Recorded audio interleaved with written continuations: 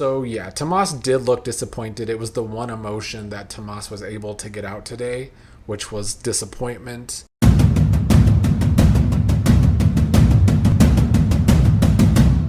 What is up, Beyond the Gates fans? We have returned after a week off of this show. They decided to take all of last week off, so now I'm stuck trying to get back into the swing of things. So bear with me as I review today's Monday episode of the show. I'm just going to go in order of my notes. We started with Kat and Tomas at the hospital. Kat was getting out of the hospital. She wanted to wait for her parents to see her getting released, but Tomas basically said they were busy. She says that she doesn't need a parade, but I do think she was disappointed. They were, of course, planning that surprise party, which we will get to last in today's notes. Trash and Joey were, unfortunately, on today. These are two characters that I did not miss at all over the week off, not even a little bit. And then we have to start with Trash saying she missed Grandpa Gangster, and even though that's only because he left her bed a few hours ago, like, we get it. Somehow, some way, these two are so horny for each other, even though this is Grandpa Gangster that we're talking about. Vanessa was excited because she is going to have a spa day with Deanna. Joey was surprised to hear about Deanna's magical turn, but Vanessa seemed pretty geeked about it and thinking it's sweet. Vanessa wasn't sure she could trust the acceptance, but she thinks Deanna is starting to be able to move on. But Joey, of course, is very questioning of this. Joey thinks Deanna is emotional and would be surprised if she has really gotten past this. Deanna has had threats for Joey over these past few months, so I can see why Joey does feel this way. And so Joey called Randy over once Vanessa left, telling Randy he has a job for him. He and Randy talked about how Randy is an old friend of Doug's and asked if Deanna would know him like Donnell did. Randy wasn't sure if Deanna would recognize him, but Joey did tell Randy that Deanna is the job that he has for Randy. He wants Randy to gain Deanna's trust because Joey is suspicious of this change in Deanna and this change of heart because Donnell is honest, but he can see in Deanna's eyes that Deanna really despises Joey. Randy was questioning if Joey was being paranoid, and Joey is saying that is one of the things that helps him, is his paranoia. I don't think that's necessarily true in real life. I think if one is too paranoid, that actually works against you. But of course, this is Grandpa Gangster we're talking about, Michelle Valjean's favorite character, and so Joey is, all-knowing. Deanna, meanwhile, was looking at her phone, still talking to her dad, who she said is silly, and she said she knows exactly what she needs to do. Right off the bat today, they were making Deanna look crazy, and this is just not a story I'm going to enjoy. I'm just going to let you all know right now that I think the writing for this is going to piss me off. Could be to a point for me to take a break from the show because it's Big Brother season, and I don't know if I want to deal with Deanna being written as crazy and, Joey being able to show that, and then nobody believes Deanna, and so Joey continues to get away with everything, and we still have to stretch everything out, and we still have the same exact conversations between Grandpa Gangster and Trash. That's not something I want to see for the next 3 months. But Deanna and Vanessa did meet up at the spa. They talked about how it's been years since they had mother-daughter massages together. Vanessa wanted to avoid discussing Joey today, but Deanna says that Vanessa can relax. She's not here to pick a fight. She is an adult, and there are some things she knows she can't control, like Vanessa's relationship with Joey, which Vanessa was surprised and I think glad to hear. She started to question Joey's involvement in Vanessa's business, and Deanna wants Vanessa to teach her the business and start teaching her the ropes of, selling houses, I guess. When Vanessa came back to Joey, though, when Vanessa told Joey that she's going to start teaching Deanna the ropes, Joey said it's a terrible idea. Vanessa questioned what's wrong with it, and Joey said that Deanna's interest is making him seem right in questioning Deanna's motives because it doesn't seem like everything is what it seems with Deanna. Joey said that Deanna is smart and may start to find out that their business together is not on the up and up, which Vanessa knows that Deanna questioned her business today, but I think Deanna played it off well enough for the reasoning. I think the writing is on the wall for this storyline. I think that maybe Deanna might start to figure more and more things out, and maybe Vanessa will think that she's, really mending her relationship with Deanna at first, but eventually either Randy or Joey or both or someone is going to see that Deanna's talking to herself, and she's going to be deemed crazy, and nobody's going to believe her for probably a long time on this show with how long they stretch out these storylines without a single payoff. Darlene was at the station today to see Jacob. They discussed Eva doing better and getting discharged today.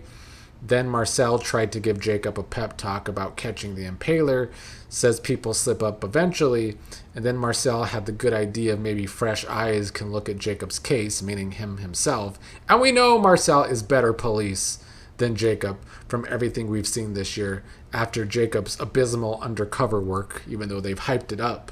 Marcel has been shown doing real police work this year. Maybe Marcel can help Jacob crack the case and find the real Impaler.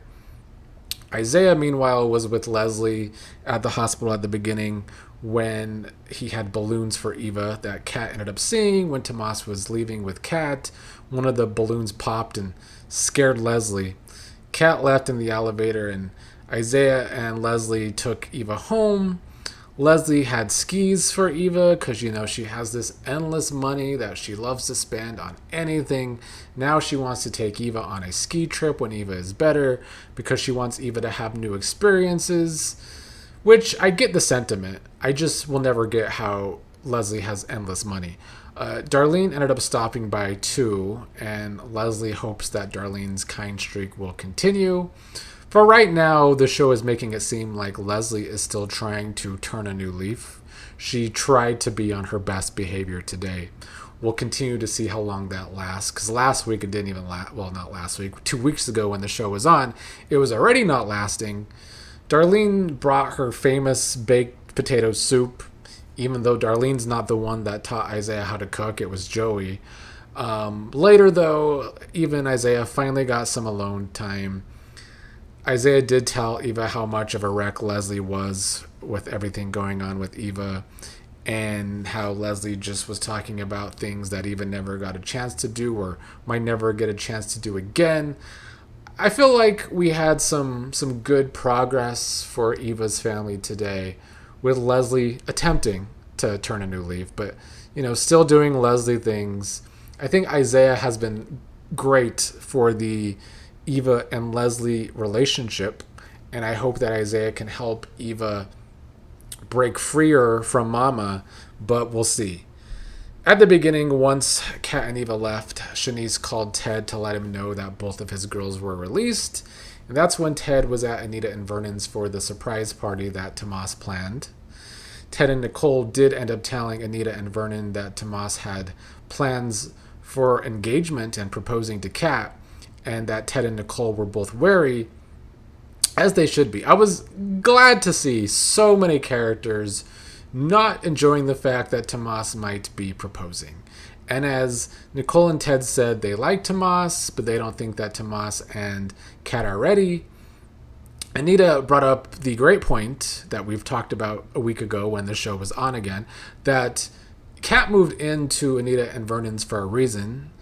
Kat and Tomas not even living together, so I don't know why Tomas had these bad ideas. I don't know what was going on with the motherboard within him, but something wasn't working.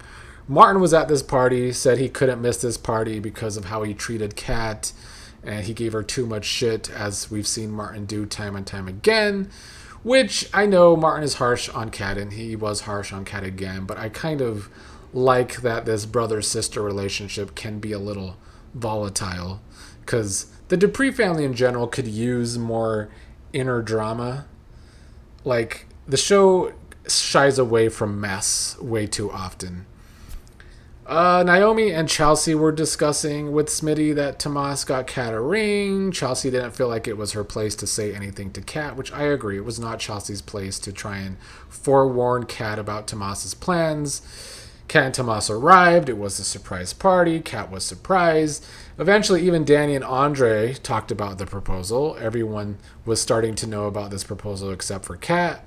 Danny did learn that Andre already knew because he had a conversation with Tomas, I think on Friday or the last Friday the show was on, when Andre was magically off of crutches and already back at the gym with Bill and Tomas. Andre found out about Tomas's plans, and Andre told Danny to relax. It's not like Danny doesn't have secrets of her own, which was, a shot at Danny. Andre doesn't know that, but it was a shot at Danny.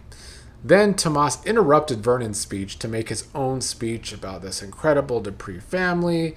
And as his speech was going on, everyone looked uncomfortable and looked even more uncomfortable when Tomas started proposing to Kat. Nicole looked very upset, and Ted had to take a drink. I thought the scene was good. It was funny.